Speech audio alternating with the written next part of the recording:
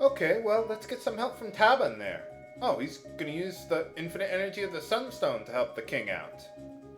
Alright, sounds like a plan. Let's hit him with lasers! No, that's not a good idea. You're using the Sunstone to create fireworks and sunglasses. Meanwhile, we've got Melchior over here who's actually doing something useful with it. Thanks a lot, Taban. So, now that we defeated Lavos, you think the adventure is over, huh? Not so fast. Chrono Trigger wouldn't just let the game end like that. After the credits roll, we'll have access to Start a New Game Plus. What that means is that you start a new game based on your end game file or your save file, whatever the last time you saved the game was. But you start the new game with all of your old levels and final stats that, like, you got from tabs and things like that. You'll keep most of your items and equipment, except for anything that was initial equipment, like Magus' amulet, or anything that was a key item in the game, like Frog's Masamune. That's why you don't sell his old Brave Sword, because it's his best weapon that you can keep into a New Game Plus. So what do you get for playing a New Game Plus, you might ask? Well, first, you have access to defeating Lavos right from the beginning of the game.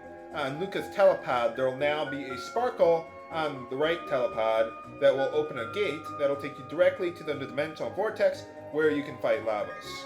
Depending on when you defeat Lavos in the game, you'll get a different ending. There's 12 unique endings, including this one, many of which probably have small variations on them, like whether you recruited Magus or not, and things like that.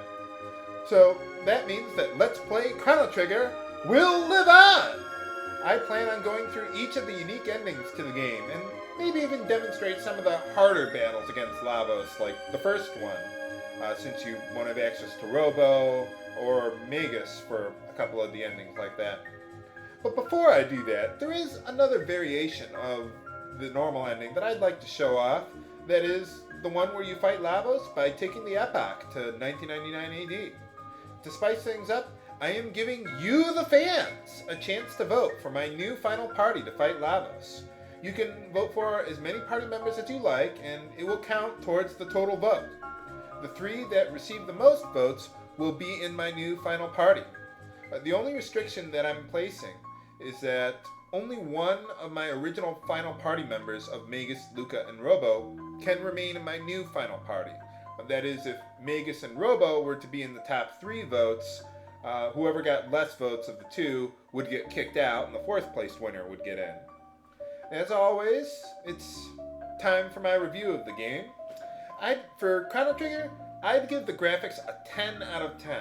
Me personally, I could have Super Nintendo quality graphics for the rest of my life, and I'd be thrilled with that. Yet they still managed to fit in some cool automatic scenes, like Frog unleashing the power of the Masamune, or the Ocean Palace disaster. They were all great.